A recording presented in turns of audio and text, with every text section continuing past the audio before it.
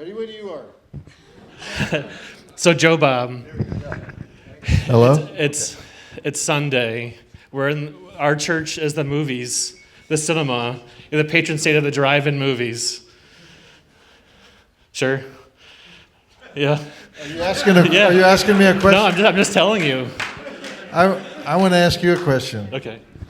Do you know how many theaters in America start shows like this at 4 p.m.? Only one. One! We've never started. When people tell us we're going to start the show at 7, we say, that seems a little early. Start the show at 4. How does that happen? I don't know. People like early shows here. Okay. Get hearty Midwestern, eat a big breakfast, right? Yeah. Okay. So you can talk a little bit about how movies started, reviewing movies, but how they've changed since you started reviewing movies so many years ago to now. Well, when I first started reviewing drive-in movies, what I call drive-in movies, exploitation movies, that was considered disreputable.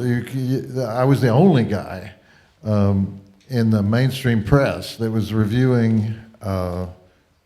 Well, actually, I was the only guy at all who was reviewing the films that debuted at the drive-in or the grindhouse.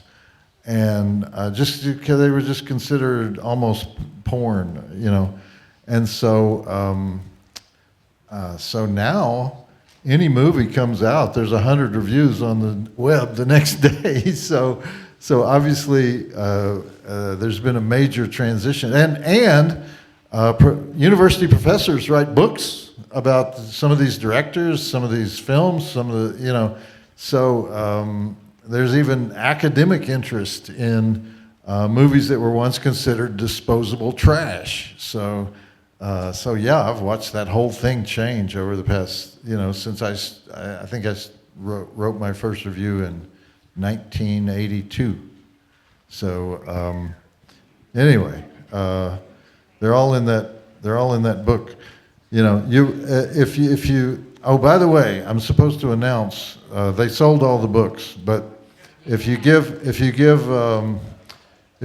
Ben, if you want a signed one, you can go get a regular one wherever, you know. But if you want a signed one, you can talk to Ben and he'll give you all the information, and the book will be sent to me, and then it'll be sent to you, and I'll sign it, you know, whatever you want on it. Anyway, that book. You look at that book, and you know, there's all these controversies swirling around the fact that I was reviewing these movies, and you'll read the reviews and you'll say, well, I don't know what was controversial. What was controversial was reviewing the movies at all, and regarding them as something worthy of attention, and so that's the major change. You know, is that the word popular culture, the phrase popular culture, that was just invented in the late 70s at Bowling Green State University. So people didn't have a concept of popular culture. You know, there was just culture and trash. And so these movies were considered trash. Yeah. Okay. And you yourself have been in movies. That are trash. Yeah. Like Scorsese's Casino, garbage. Have you ever been starstruck by an actor acting in the scene in any of those movies? Have I been starstruck? I was starstruck by being in Casino, because you know, that was a bunch of guys that, you know, all knew each other. You know, Scorsese, De Niro, Pesci, and Don Knotts was in your scene, right? Huh? Don Knotts was in your scene, right? Don Rickles. Don Rickles, yeah, sorry. Yeah, I I was in a scene with Don Rickles, yeah, and I tried to talk to Don Rickles about his B-movie career, because we were sitting next to each other one day, and I said, Don, I really liked the way you did that role in X, The Man with the X-Ray Eyes, and he goes, I thought I was beyond that crap. You're killing me. You're killing me by talking about that. And so, I don't know.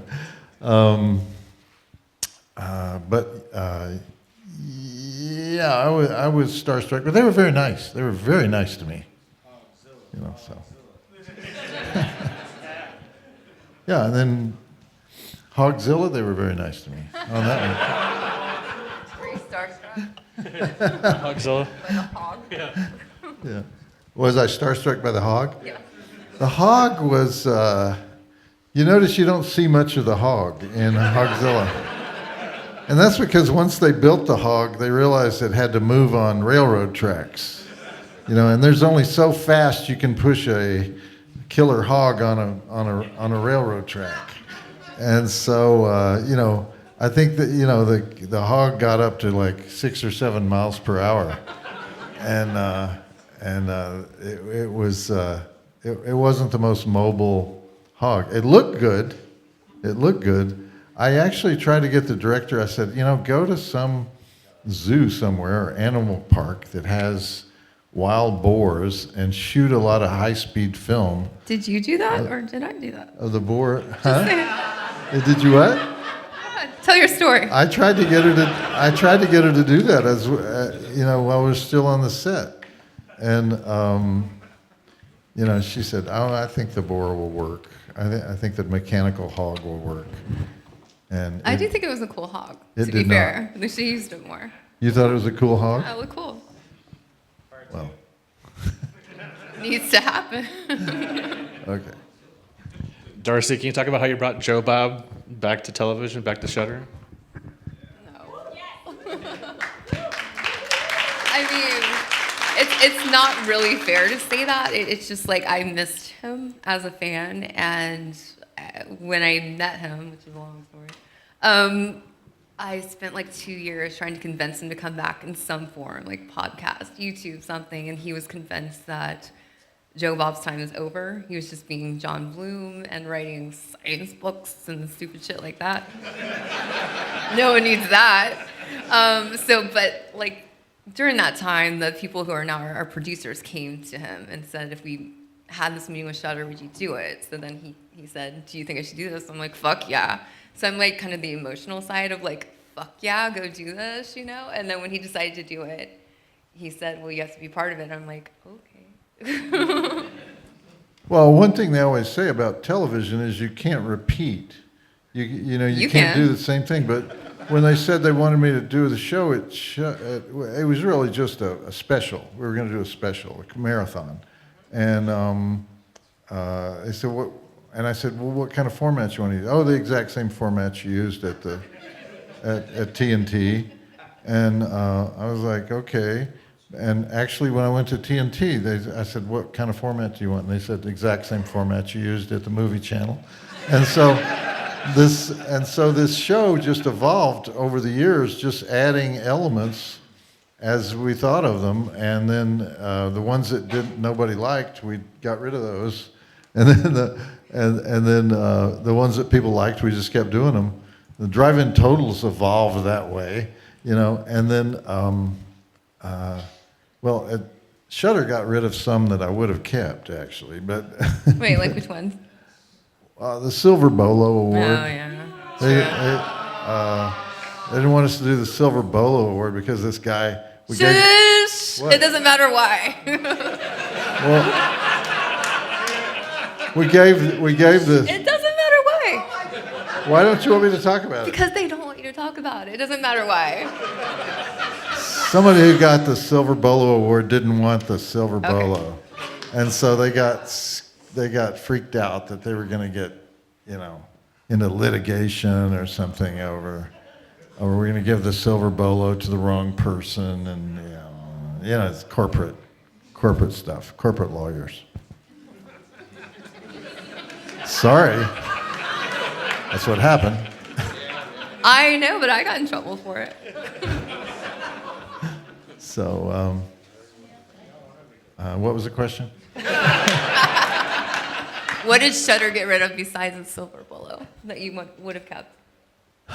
You'd be more raunchy, I guess. Like they do a lot of censorship. Some of the things that I wanted to rant about in the intros, they said, no, we're not going to go there. We're not going to go to that, that particular topic. They're very sensitive about some, they try to be politically correct right down the line about every single thing, and so, but that's fine. I mean, subject. Let's we're go. we're not a political show, and so it's just that I've done, here's something that pisses me off, and. From the time I started writing satirical pieces, they're satirical. They're not straight down the line. They're not opinionated. They're just satirical. You make fun of the way we are, the way people are, the way the people act. And so one thing that all satirists have done since the beginning of time is you make fun of your leader. You make fun of the president. And because I started writing professionally when I was 13 years old, it's like I made fun of Nixon, Ford, Carter, Bush 1, Reagan, Clinton, Bush 2, Obama, Trump, Biden, Trump again, but between Bush 1 and Obama, something changed. Something changed. Suddenly, you're making fun. You have to make fun of the president.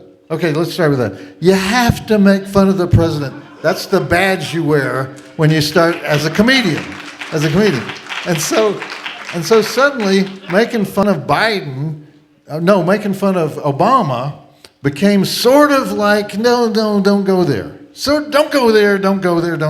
Yeah, a lot more than in the past presidents, And then with Trump, it became like, never go there, never talk about him, And then same thing with Biden, same thing with Trump again. It's like, I used to go on these radio talk shows where the radio guy would say, I may disagree violently with what you believe or what you say, but I will defend to the death your right to say it.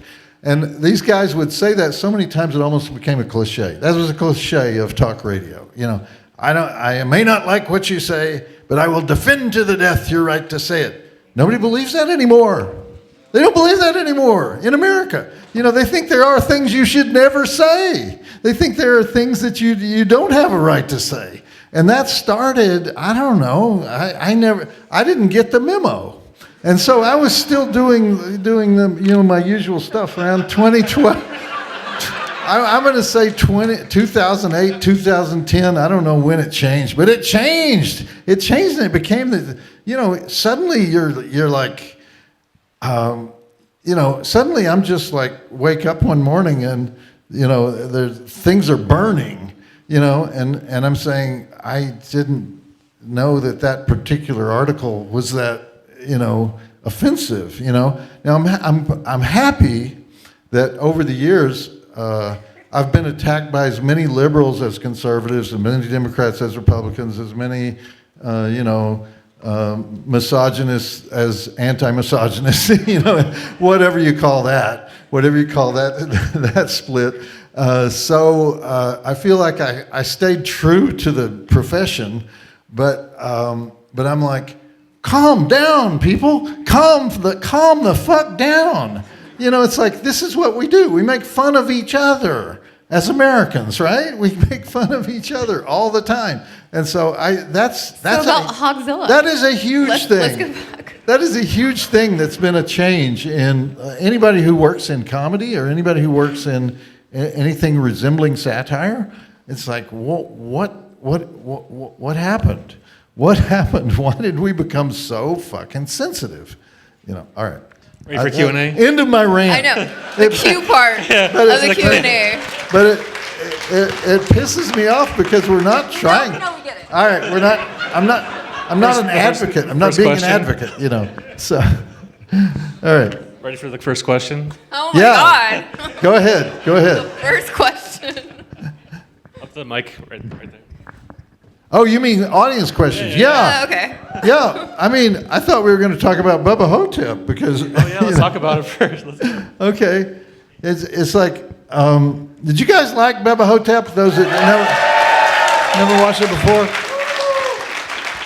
Bubba Hotep premiered on the same day as Passion of the Christ. And so Joe Lansdale, who lives in East Texas in a historic Texas town called Nacogdoches, Texas, invited Bruce Campbell and Don Coscarelli to come there for the premiere. And there's only one downtown theater. It's kind of like this theater in Nacogdoches. And so they were showing both movies. They only have 2 screens. They were showing both movies. And both movies were sold out. And they had a velvet rope down the sidewalk. So people on one side of the rope were going to Bubba Hotep, and people on the other side of the rope were going to the Passion of the Christ in the heart of the Bible Belt. And so apparently there were some very amusing conversations going back and forth between these two groups. And Bruce Campbell always wanted his greatest, he loved the movie, and his greatest desire was for Elvis's family to see the movie because he thought they would like it. I'm not sure that they would, but you know, but I think it's a good thing that they probably never saw it. Anyway, but I mean, is anybody not moved when Ossie Davis dies at the end of that? I mean, and he does the Mr. President thing. Yeah, it's like, that's just like a great moment. And the other great moment is the posse walk, when they with their walker, you know, with one in the wheelchair and one in the walker, they go down, go to battle. You know, it's just such great images in that movie. All right, that's it. What are your questions? You know, we can have questions at the mic here if you want to come down and ask a question or. You're just taking over. Here comes one brave soul. Yeah. Question. So I have a question for both Darcy and Joe Bob. I was wondering, Joe Bob, you have a clip of you talking about you premiering The Evil Dead on television and how hard it was to get that on TV. And I was just wondering, what was it like, you know, doing that? I don't remember. I saw The Evil Dead before they had distribution. They were trying to sell it at the Cannes Film Market in France, and so they showed the film, and I wrote a review of it, and said I can't wait till it comes to Texas so I can, you know, celebrate it. And they set up some kind of special screening at the drive-in in Irving, Texas, and so I guess that's what that's what they mean by, you know, showed it for the first time. But it was at a drive-in. It wasn't like on TV. Later, I did host it on TV, yeah. But it was just, I just loved the movie, and I thought it was like an important movie for everybody to see, and so that's what that was all about. Oh, sweet. Thank you so much. That's one of my favorite movies of all time. I was wondering, Darcy, what are your top 5 quintessential splatter movies? Every splatter fan should see these. Oh my God. Like, where do you start? And what do you count as splatter? Like, Would you count Dead Alive? I feel like that's like a good first place. I think that might be first place. Like, straight up just splatter? Yeah. Dead Alive is hard to beat. Dead Alive. Are you talking the goriest movies? Goriest movies, but also like quintessential like splatter, like, you know, like the point where like the plot is kind of a backbone just for the special effects work. Well, we came up with one. How about Tokyo Gore Police? Have you seen that one? Oh yeah, that's a good one too. But like top 5 of anything is really hard. You Yeah. know, like I need time to think about that. I'm sorry about that. No. What are your top 5? Well, my favorite movie of all time, Evil Dead 2's got to be I was up thinking there. Evil Dead 2. That was my favorite Yes. movie ever. I mean, you can't beat it. So good. Dead Alive, of course. You gotta have a Fulci one in there. I'd squeeze Which in. one? I'd squeeze in my See, you wanted me to pick top 5. This is hard.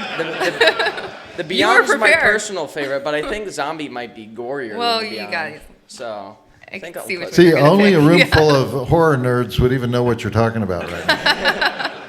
You got to have a Fulci one in there. Gotta have a Fulci one in there. Okay, so we got. Oh, sorry, I'm getting confused. Maybe. You're making your list right now? Yeah, I'm making my list right now. I should have thought of this more.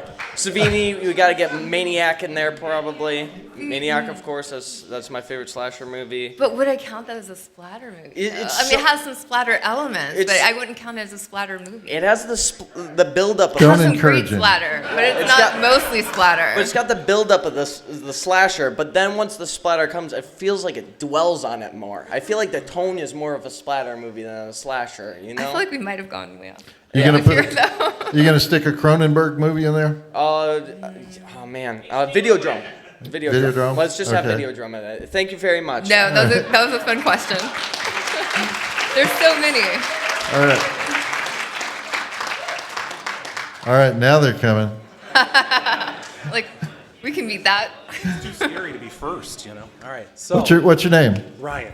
Ryan, Thanks where are you again for from, coming. Ryan? We're about a mile or an hour and a half away. Washington, Okay. Michigan, very big city. So Okay. yeah. So I wanted to ask you about Silent Night, Bloody Night.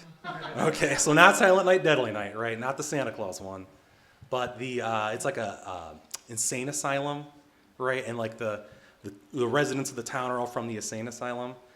Could it be? It's a year before Torso. It's 1972. Could it be the first slasher? It's got, I think, enough elements. It's got the deranged killer, right? The blood flies. It's got even the gratuitous sex scene. And then the participants immediately pay for it. I think it might be. Are you sure it's not 1972, and does it have a final girl? God, does it finally? I think it does, yeah. I think that's yeah, definitely. It's like a brown hair girl is the final girl. I can't remember her character's name, but yeah. I don't think enough people saw it for it to be called the Okay. first But that slasher. doesn't count. It Right? doesn't matter if That people counts. see it for it to be the first Right? slasher. Yeah. We're not judging by popularity. Right, Well- exactly. Just pure original. Right. just by time. I'm the only person that voted for Torso. Everybody else voted for either Texas Chainsaw Massacre or Black Christmas I gave you or torso. Halloween I gave you torso. or Psycho. I Psycho don't give you totally Psycho. does not No. qualify. Right. Okay. Well, I'll throw it out there if you want to think. Okay, About it. we'll Yeah. add that to the list. Excellent. All right. I Y'all are appreciate making us it. think too much. Yeah. Give us easy questions. And I guess for Darcy too, this will be real easy. Just a Okay. request. All this Don Coscarelli talk has me thinking of Don Callis. Can I get a fuck Don Callis? I love Don Callis. He does love Don Callis. Oh, I thought Callis. you didn't like him. Oh my One god. of- No, he One of the most was- talented wrestling He like personalities loved in Don history. Callis. Nice. Okay. Well, I did like the Jackal. That was pretty cool. Back with the Truth Commission. I don't know if you're a He go never. back that far. He didn't ever. Don watch- Callis he is knows Don such Callis a good now and wrestler. loves Don Callis Don now. Callis is such a okay. good wrestling performer. Some guy attacked him on an airplane, like not that long ago. He's Couple like, years there's ago. a lawsuit involved and everything. God. The guy was so into the reality of the Don Callis character that he couldn't keep his hands off Callis on it. You remember? Do you know that happened? Yeah. Yeah. Yeah, excellent. And maybe It's you like, could get, Don, you're too good. You're too good. Yeah. Back off a little bit. Yeah, excellent. And can we get Darby Allin on the last drive-in? Is that possible? man. Can you pull some strings? I would love to, That'd be but great, I feel yeah. like The only guy I want is MJF. Oh, okay. I Best- want Orange Cassidy. Orange Cassidy yeah, is a yeah, big yeah. horror fan. Best Okay. writer, I didn't know that. I took Best her. writer. Shush now. best mic guy. when I took our auction winners to meet Orange Cassidy backstage, and I had no idea. Like, I just like kind of knew him, but he was like, "Oh my God, I'm such a big fan. I watch the show all the time." I'm like, "Huh?" That's awesome. Let's Yeah, do I that wouldn't have then. guessed. Awesome. All right. Well, thank you guys. All right, thank you. Awesome. Love it. Hi there. I'm Connor from Bay City, about an hour up on 75. Yeah, Bay City. So what I want to ask is to bring it back to Bubba Hotep. Folks might not have seen they brought the house lights up. It does end with a sequel tease, which I believe still hasn't happened yet. So I was just wondering, have you heard of anything about that? What are your kind of thoughts on that, like, lingering sequel tease? And, Well, there was, at the time that came up on the screen, there was no sequel. That was just a joke Just a that joke, he put on okay. there. Later, he wrote a script, and he showed it to Bruce Campbell, and Bruce Campbell said he wouldn't do it. Oh, no. So I think it could still happen though. I think it ended. I think it ended at that point. You mean you I could? think it could still happen. I don't think you could replace Bruce Campbell, but I don't think you have to. I think you could talk him into it. No, I don't think. I think you talk could him with the into right it. script. He's the right age now. No, Yeah, that's true. They wouldn't even have to do the makeup. that's not going to happen. There's We'll going to see. be no We'll see. sequel. Another part of that, are there any other movies that have not had a sequel that you would love to see have a sequel someday? Hogzilla. Hogzilla? Oh, come on. What movie needs a sequel? I don't like sequels. Okay. This is the sequel person. Trick or Treat. Yes, absolutely. That is a great call. Why has that not happened yet? Sam is an icon. Come on. Very much agreed. And you wouldn't know it from the Spirit Halloween. He's all over the I place. know. It's Yeah. like, just do it. We'll He's go still see alive it. in our hearts. I don't understand it. We got that little Easter short. Keep going. All right, thank you both so much.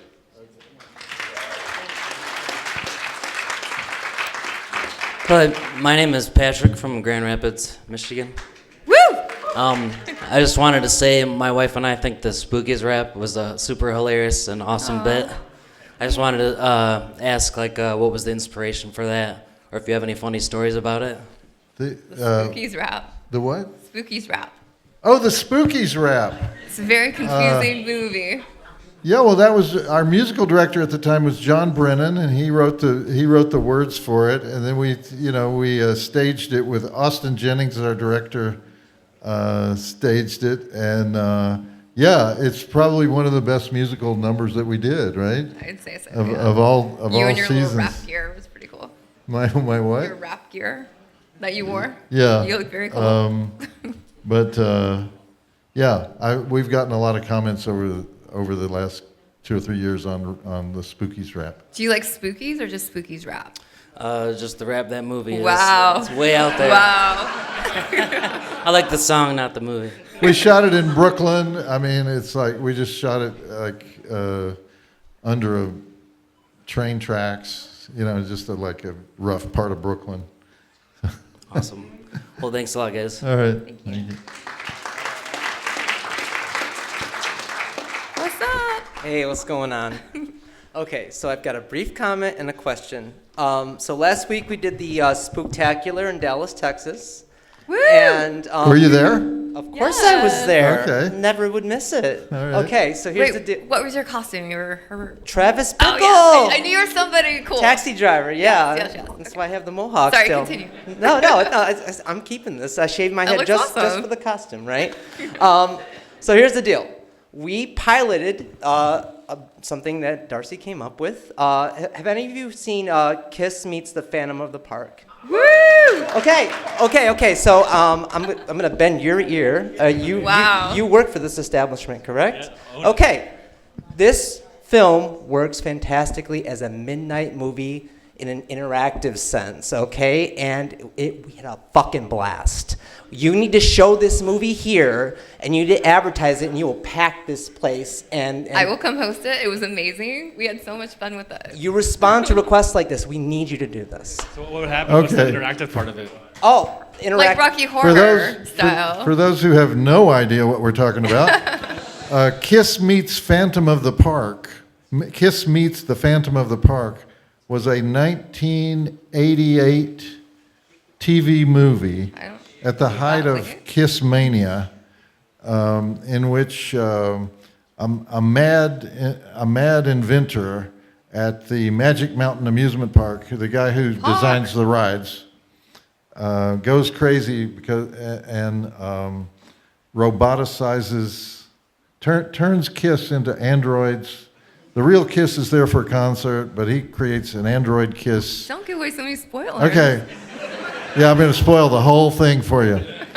And so this was actually the second highest rated TV movie of 1988, second only to Shogun. But the acting of the Kiss actors was so bad, and the kind of ridiculous things they did were so over the top that they made a banned rule that no member of Kiss can ever mention this movie for the rest Part of of Kiss made for the that rest rule. of their lives.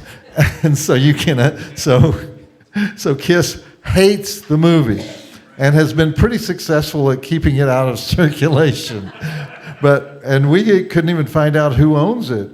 NBC broadcast it, but they don't own it. So we couldn't even figure out who owns it, and we just showed it anyway. It's on YouTube, I think, right now. It is? Yeah, that's how I watched it. I think that's where we got it. But I was skeptical of this, but Yeah, he was like, what are we doing? This is Darcy stupid. I'm came like, up "Trust with me." these cards and said, every time they say this word, we do this. Every time this happens, this happens. And it worked. Everyone went along with it, and it was a true Rocky Horror type experience. Yeah. So Kiss meets the Phantom of the Park, next midnight movie. That's right. Invented by Darcy. No, I'm for it, and I just want, we have an audience, everybody should come do that here, and I think it would be a really good time. So, Wow, thank you for that. we got to get it off the ground. We piloted it last Let's week. do We it, got to let's do do it, it. right? Okay, but I do have a question. It's a very serious question, okay?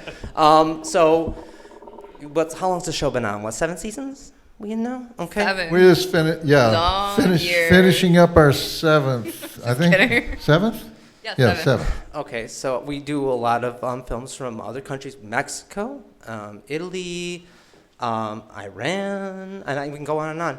Where are my French movies? I'm serious. Where's Inside? Where's Martyrs? I mean, these are great films. I want to see these represented on the Last Drive-In really, really bad. I know a lot of people do. You came to this event to advocate for the French? Yes! Yes!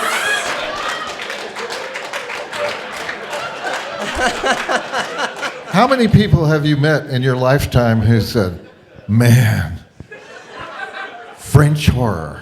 A lot of people. Oh my God, Inside is one of the best horror He did films just of name all some time. really good ones. Oh about my God. Titane, Raw. Some people, Irreversible, but that's a really gross fucking movie. Don't show that. But no, so, seriously, there's a lot of great French horror films. I don't think you could sell that even to John Waters. Okay, I tried, guys. I tried. Please. Okay. Nice talking to you. Thank you. You too.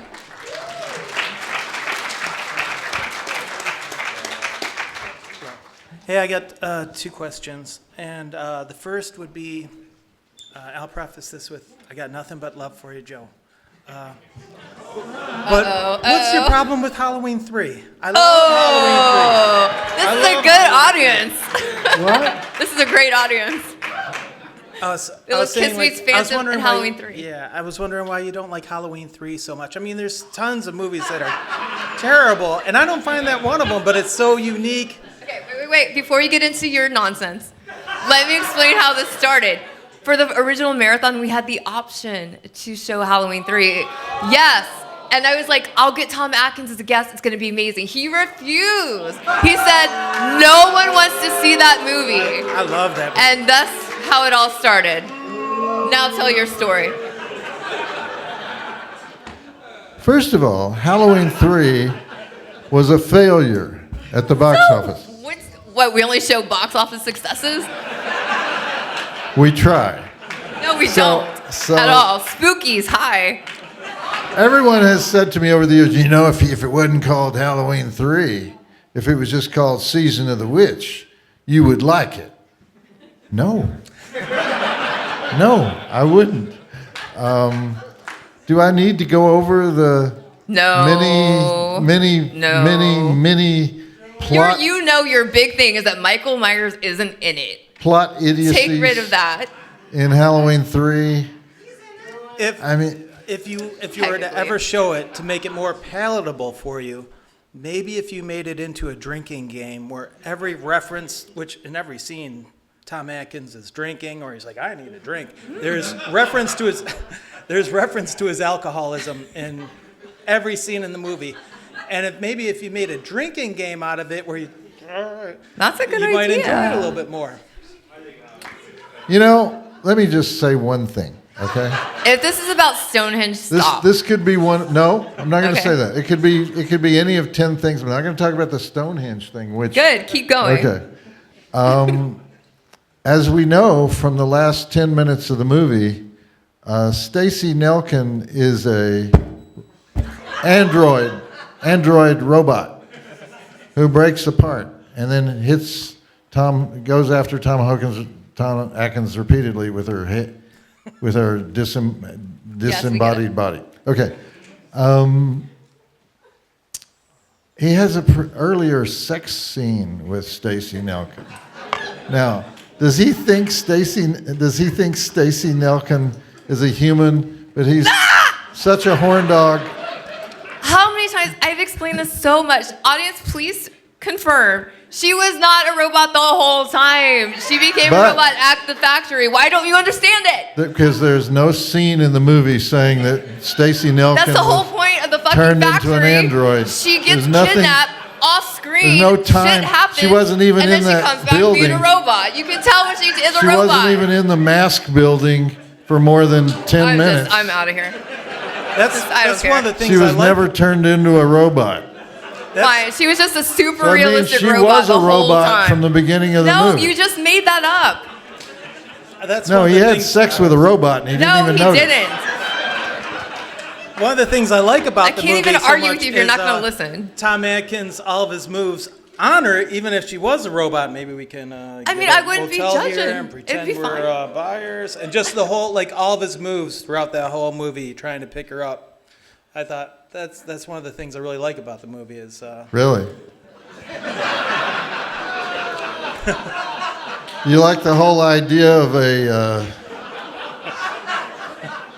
2,000-ton piece of slab from Stonehenge Next question. disappearing? We just can't do this. Disappearing Stop. overnight? They say it's a long time ago. They say it's like weeks ago. You keep forgetting the important parts to make your argument seem valid. This I mean, yeah, if you had a Ford 150, you could load that Just Stonehenge stop. thing Just stop. on there. Cut the mic. Take it, truck it to Heathrow. Get the largest Russian military cargo plane in the world, and maybe get it aboard that plane, and fly it 10,000 miles to Humboldt County, Northern California. Land it on the little airport. Of course, you'd wreck the Russian military cargo plane. Somehow get it to switch. Lolita, California, which is where where that mask factory is. and they kind of. Where, by the way, they were making masks They explain it. for He's Halloween just making up his own on nonsense. Halloween night. Who are they going to sell those to after they kill all the children? They have the factory set up. They're preparing for next time. No. You gotta work. Well, this. And if it's going to happen at midnight, which fucking time zone? I mean, did it start happening 3 hours earlier? They're in California. 12 o'clock in California? What is it? It doesn't start killing children until 3 a.m.? It's like our In show. Baltimore? It was 9 Eastern, 6 there. Okay. Well, this But otherwise, the Oh movie my makes God! Please perfect stop sense. now. This might be a better question to pivot to on that topic for you. Would be, have you guys ever considered dedicating Night of the Last Drive-In to absolutely terrible movies from either Ed Wood or like An American Hippie from Israel, Truth and Dare by Tim Ritter, or just Troll 2? Horrible. I love Well- Troll 2. We proceed from the assumption that there's no such thing as a horrible movie. There's only a boring movie. And so, we don't consider Troll 2 a bad movie. I don't. It's fun. So in other words, we have banished the idea of so bad it's good. We don't, MST3K does that. That's what they do. And sometimes we've had the same title. Well, they'll have we celebrate the title. They lampoon the title.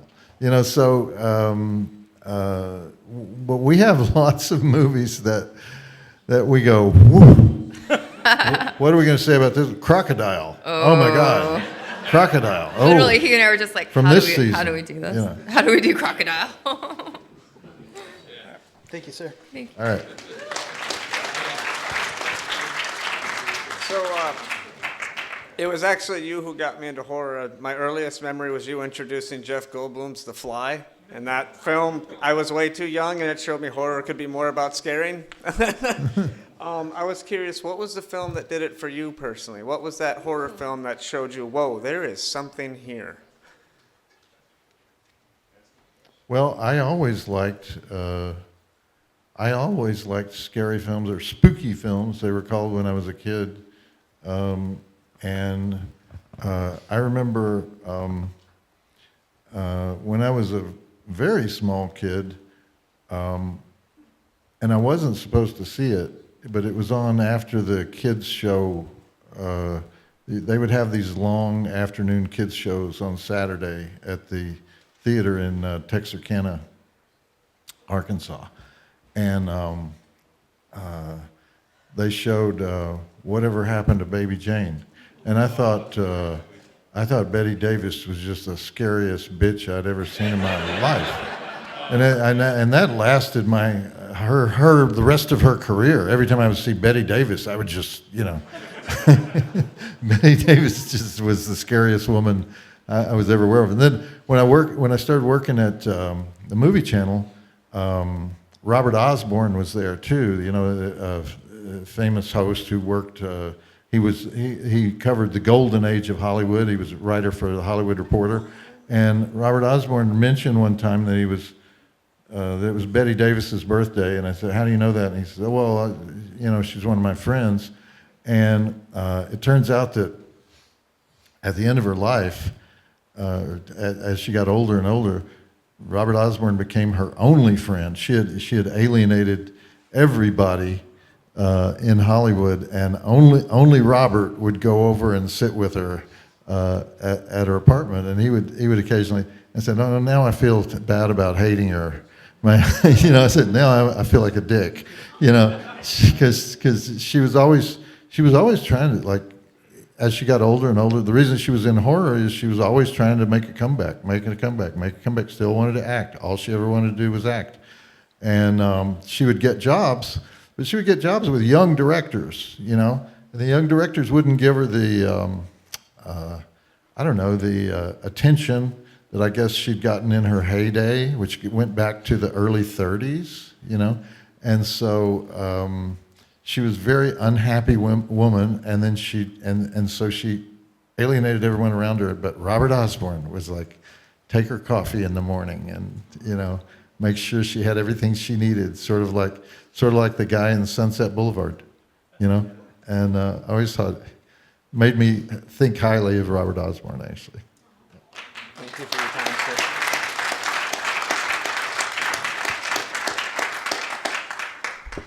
For the record, I also don't like Halloween 3, so I'm with you. Sorry. But would you refuse to show it if you had the opportunity? I would watch it, and my husband loves it, so. You have to show it for other people. Just saying. You don't have to like it. Yeah, I'd watch it. So I know that you had said that you were a fan that kind of like pushed him to get back on the air, but had you met before that, or were you just always kind of a fan of him and you just reached out? Oh no, I grew up loving Monster Vision, and I had one of my side projects was to have a horror blog, and like every year on his birthday, I was like, don't forget about Joe Bob, where's Joe Bob, blah, blah, blah. And then we found out where he was, and like I said, he was writing his dumb science books. And I showed up to a signing. He was in like Sacramento or something, and I was in LA, and I'm like, close enough. It was actually. I'm telling the story. Just, no, it was actually. We don't have enough time for you to tell it. It was that town where Google is, Mountain View, California. Okay, good enough. And I thought it was more of like kind of a convention or something. I didn't realize he was like going to be doing a speech or whatever. And I showed up dressed as a male girl. I was just going to be like, "You're so great," blah blah blah. But it started at a certain time. He was doing like a presentation, so I walked in towards the end when he's talking to all these like scientist people that look all serious, and I look very not. So I felt really bad. I was like, "I'm so sorry," and we just became, he's like, "It's fine, don't worry about it," and we became friends. And I was like, "You really, really need to come back." And so we just were kind of pen pals. And I'm like, you have to, you don't understand how important you are. I kept trying to show him how important he was to everyone. And so just now, for him to see that I was actually right, Well, is amazing.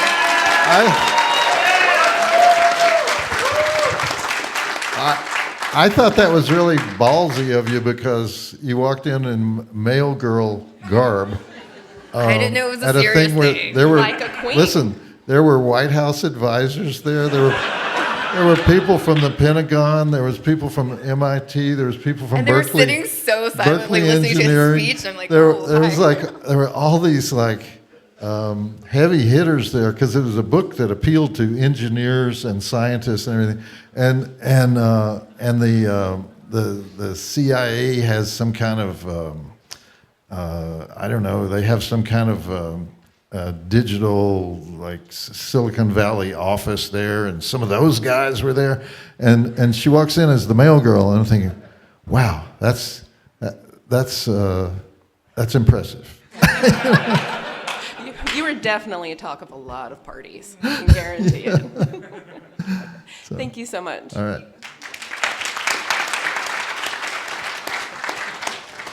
Hi, I'm back. So we're coming up on the holidays, and it makes me remember one of my favorite holiday movies, which is A Christmas Horror Story. I actually saw it before you aired it. I thought it was okay, but then when you were kind of talking about, all the thematic elements that go into it, it made me really appreciate it a lot more than just William Shatner getting drunk. So I wanted to ask you, what do you think makes a good horror anthology movie? Well, I'm not a big fan of anthologies. I know, but What do I think makes a good one? yeah. Well, first of all, I think horror anthology movies should be 3 stories, Okay.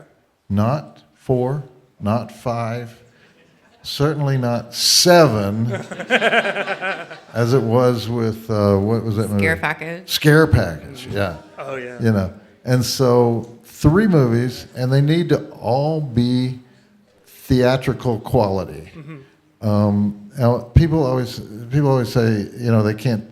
Young filmmakers say they can't tell a story in a short format. Well, Alfred Hitchcock Presents told the story in a 22-minute format for years. Twilight Zone was 22-minute format. So it's possible to tell a 3-act story. Yeah. In 22 minutes. So it should be 3 22-minute killer stories, stories worthy of the big screen, Otherwise, it's just, too often it's like, hey, we got all these short films, what are we going to do with them? Yeah. Oh, well, people are telling stories around a campfire. We'll do a framing story with, people sitting around a campfire telling stories. No, I don't want to watch that. I don't want to watch that. So, the ones that were done in the 60s and 70s by Amicus were very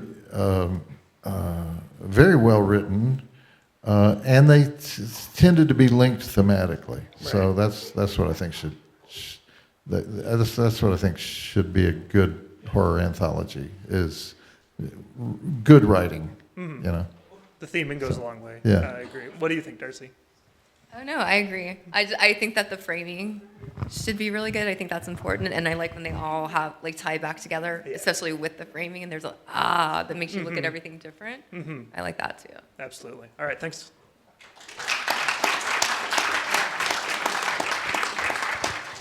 From Grand Rapids and Vinny.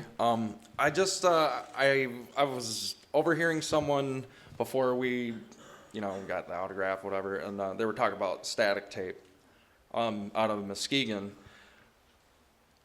would you consider doing anything remotely like that, like in Muskegon? Oh, we there's are. the Getty. You guys are. We're going there. We're going there in March. God, We're no. going to static Tape. Static Yeah? tape No way. video Yeah. store I didn't even see anything. in Muskegon, Michigan. Yeah, the guy asked us to go, so we're going.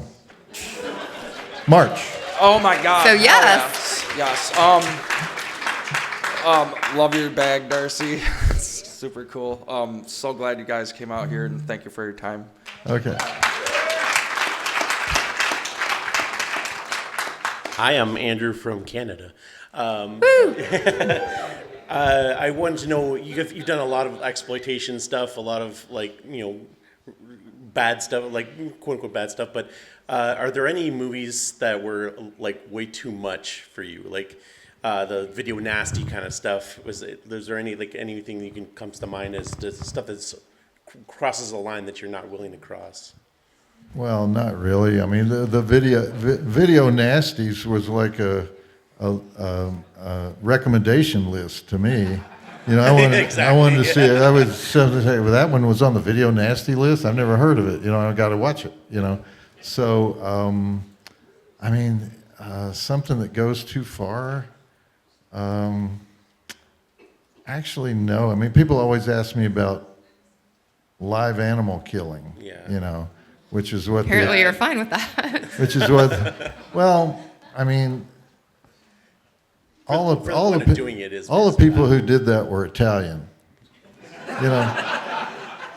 and you never had an English director Necromantic. or an American director. Yeah. What? Necromantic is not Italian. Necromantic has a. Has a bunny. Oh yeah, it has a. Well, but it was a rabbit. Crocodile's not Italian. It was a rabbit being prepared for. It's still live animal killing on consumption. film for It was a entertainment butcher. purposes. It was a scene with a butcher. I don't know. That's kind of different, I think. But I don't think it is. but the ones that just did the animal killing for the sake of the shock value, I'm really, because it's no longer possible to do that, it doesn't bother me to go back and watch the old movies where they do that. That's in the movie. We should leave it in the movie. It's we can't bring the turtle back to life. So no, I've never really seen anything. If people were still killing horses like they used to do in the old westerns, then yeah, I would be on the picket line saying, don't let this guy make movies. They use tripwires on the horses a lot, and they would get broken legs and have to put the horse down. But I can't think of anything today like that where I would, say, oh, you can't do that in a movie. That's my wife's big thing is animal cruelty, and mine too. But more my wife, she always has me on the phone checking does the dog die website every single time. Anytime there's an animal even remotely on the screen, check the thing, check this. Does the dog die? And so yeah, I mean it's strange to me when it's clear that they didn't the animal dies in the scene, yeah. But the animal didn't die really. But people are still really, really, really upset. That's my wife. Okay. She hates that stuff. Thank you. All right. Guys. Thanks.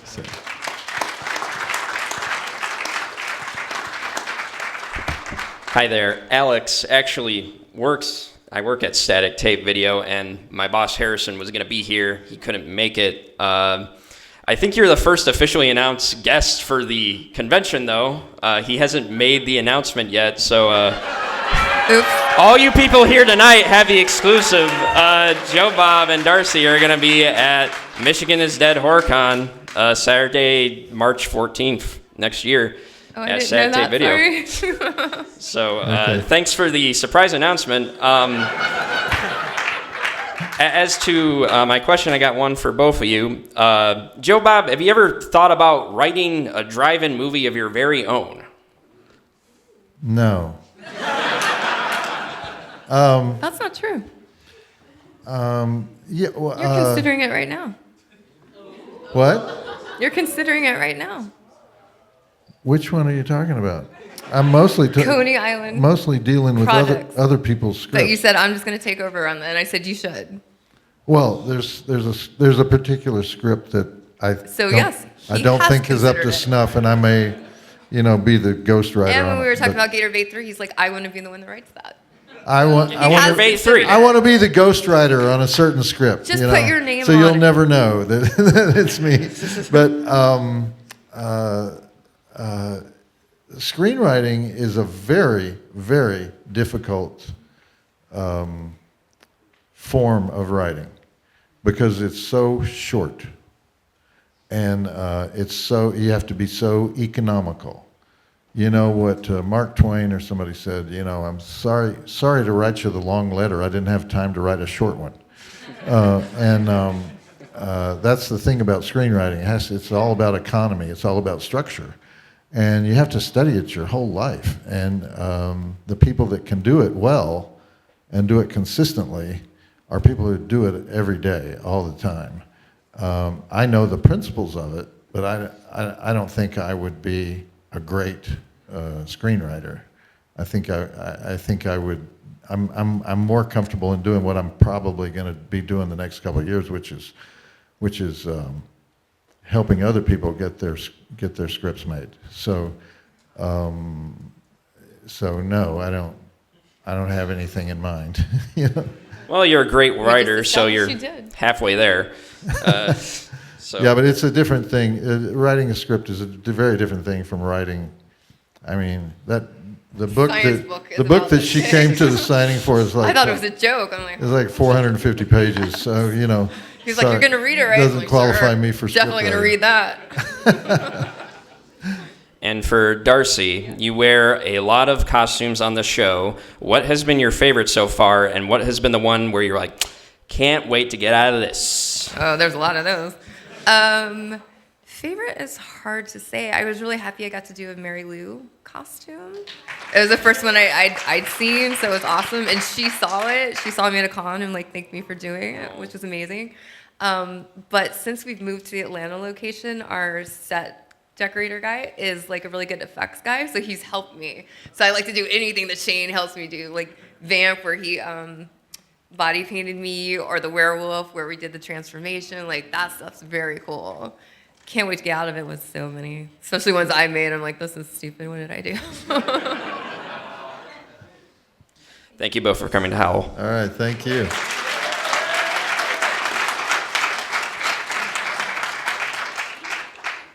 Hi, I'm Joe.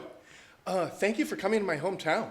So just really wonderful, And so my understanding is that you may have officiated Charles Band and Robin Sidney's wedding. And I'm a huge Full Moon fan.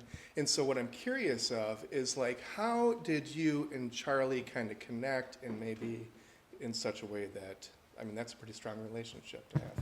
Well, I've known Charles Band for years and years and years. I've known him since his first two bankruptcies. So I don't know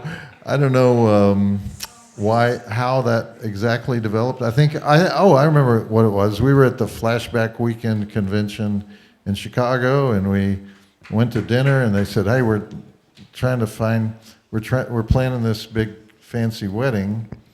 We're hiring these Cirque du Soleil people to be the entertainment," and I think it was Robin who said, "Have you ever married anybody?" And I said, "No." And they said, "Well, could you do it?" And I said, "Sure." And so I did it, right? More or less. I feel like at that point you had already married somebody for the necromantic episode. That's why you had your I had credentials married already. somebody, yeah. Oh, that may have been what gave him the idea, is I married that couple. That's why he had his credentials already. I so made it's let's do it. I married that couple on the necromantic episode, right? Beautiful. And horrified the mother of the bride. God, it was so funny. Yeah, She was hated like, it. "This is not what I envisioned for my daughter." She was literally crying. It was so great. Thank you so much. All right, Appreciate it. thank you.